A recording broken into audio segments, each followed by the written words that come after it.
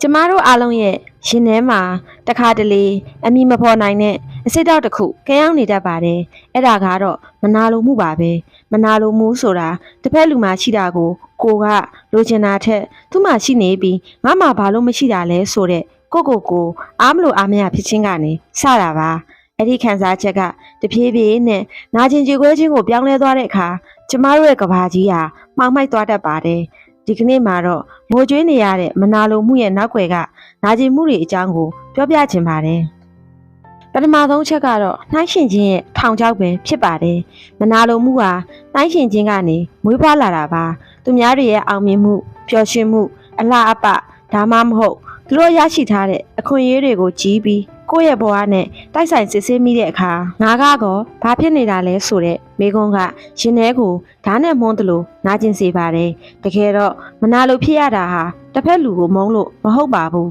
ကိုဘွားကိုမကျေနပ်တာကြောင့်ပါသူများတွေရဲ့အလင်းရောင်အောက်မှာကိုအရေးတစ်ခုလိုခံစားရတဲ့အခါဖြစ်ပေါ်လာတဲ့နာကျင်မှုဟာဘယ်သူမှဖွင့်ပြောလို့မရတဲ့ရှက်ရွံ့ခြင်းတစ်မျိုးလည်းဖြစ်နေတတ်ပါတယ်နံပါတ်2ကတော့အတွင်းစိတ်ရဲ့ကြေကွဲမှုပဲဖြစ်ပါတယ်ဒီနာကျင်မှုကဘလောက်ထိပြင်းထန်တယ်လဲဆိုရင်ချေရတဲ့သူတွေအောင်မြင်နေတာကိုကြည့်ပြီးအပေါ်ယံမှာပြုံးပြနေရပေမဲ့ရင်ထဲမှာတော့တစားစီကြေကွဲနေတာမျိုးပါငါလည်းစူးစမ်းတာပဲငါလည်းစိတ်ကောင်းရှိတာပဲဒါပေမဲ့ဘာလို့ငါကြမှာကံမကောင်းရတာလဲဆိုတဲ့အတွေ့ကညာဘက်တွေမှာအိတ်မပြောနိုင်အောင်နှိပ်စက်တတ်ပါတယ်ဒီလိုနဲ့မနာလိုမှုကနေတစ်စစ်ငါဟာမထိုက်တန်ဘူးဆိုတဲ့နာကျင်ကြေကွဲမှုတွေကိုကြာဆင်းသွားတတ်ပါတယ်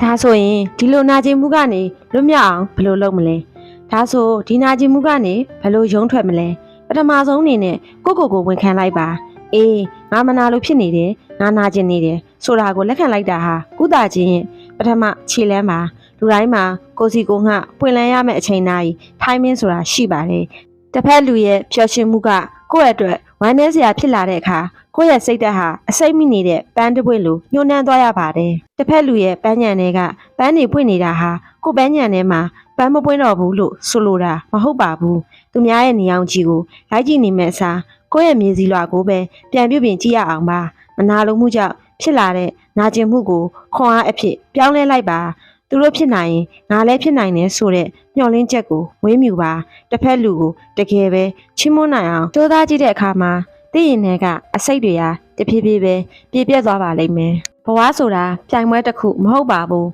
ခီးတင်တစ်ခုပါတယောက်နဲ့တယောက်လမ်းကြောင်းချင်းမတူသလိုရောက်ရမယ့်ပန်းနိုင်ခြင်းလည်းမတူပါဘူးတခြားသူရဲ့အလင်းရောင်ကိုနှိမ့်သက်ဖို့စူးစမ်းမဲ့အစားကိုယ့်ရဲ့ဖျောင်းနိုင်လေးကိုထွန်းညှိဖို့ပဲအာရုံစိုက်ရအောင်ပါမနာလိုမှုရဲ့အရေးကနေရုံးထွက်ပြီးကိုယ့်ရဲ့တန်ဖိုးကိုကိုယ်တိုင်ရှာဖွေနိုင်ပါစေကျွန်မပြောပြနေတဲ့အကြောင်းအရာတွေဟာတကယ်လက်တွေ့ဘဝမှာတကယ်ရှိနိုင်သလားဆိုတာကိုနားထောင်ကြည့်ရအောင်တခါကတထေးသွကြွယ်ကြီးတဦးဟာအရွယ်နောက်မှသားတစ်ယောက်ရလာခဲ့ပါတယ်။အဲ့ဒီသားဟာမငိုတတ်ပဲရဲတတ်ပါတယ်။တကြွယ်ကြီးကဒီကလေးဟာတမန်ကလေးတွေလိုပဲတခြားဘာထူးခြားမှုမှမရှိဘူးဆိုတာကိုသက်သေပြနိုင်အောင်ညီမျိုးစုံသုံးပြီးသားကိုငိုအောင်လုပ်ဖို့အကြံထုတ်နေပါတယ်။အဲ့ဒီအချိန်မှာပဲတိုက်ဆိုင်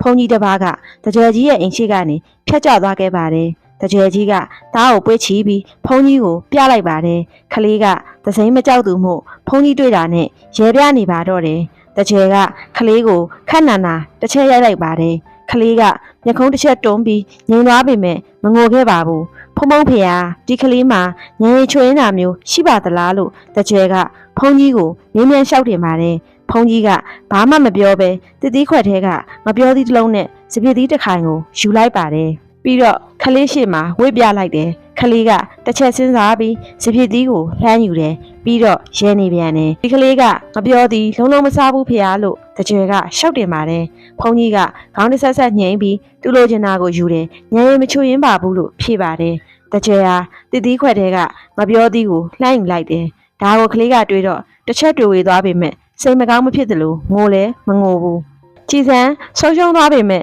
စိတ်မကောင်းမဖြစ်သလိုငိုလဲမငိုဘူးဒီကလေးကဖုန်းကြီးဝင်စားရလားမသိဘူးတပည့်တော်ရဲ့အရိုက်ရာကိုသူ့အမွေဆက်ခံရပါမယ်သူ့ကိုတပည့်တော်တော့မထွက်စေချင်ပါဘူးဖုန်းကူညီပါလို့ပြောပါတယ်ဖုန်းကြီးကခဏလောက်စဉ်းစားလိုက်ပြီးစပွဲပေါ်ကတတိခွက်ကိုယူလိုက်ပါတယ်ပြီးတော့တကြွယ်ကိုလာဖုန်းနောက်လိုက်ခဲ့လို့ဆိုပါတယ်တကြွယ်ရဲ့အင်ရှိတကားဝရောက်တော့ကလေး၃ယောက်ကတကားဝရှိမှစော်ကစားနေကြတယ်ဖုန်းကြီးကကလေးတွေကိုကြည့်လိုက်တတိခွက်ကိုကြည့်လိုက်လောက်ပါတယ်တတိခွက်ထဲမှာငပြောသီး၃လုံးနဲ့ စပစ်သီးတစ်ခိုင်ရှိပါတယ်ဖုန်းကြီးကကလေးတွေကိုခေါ်ပြီးတယောက်ကိုငပြောသီးတစ်လုံးပေးလိုက်တယ်ကလေးတွေကဝမ်းသာရချက်ချင်းခွာစားလိုက်ကြပါတယ်အဲ့ဒီချိန်မှာပဲတကြွသားကလက်ဆန်ပြီးငပြောသီးကိုလက်ညှိုးထိုးရင်ထအော်တော့တယ်တကြွကစပစ်သီးကိုယူပြီးအဲ့ဒါကသားလုံးဝမကြိုက်တဲ့ငပြောသီးလေဒါကသားရမ်းကြိုက်တဲ့စပစ်သီးပါလို့သားကိုချော့ပါတယ်ကလေးကစပစ်သီးကိုဖြတ်ခနဲ့ယူပြီးစိတ်တူတူနဲ့မြေကြီးပေါ်ကိုလွှတ်ပစ်လိုက်တယ်ငပြောသီးကိုပဲ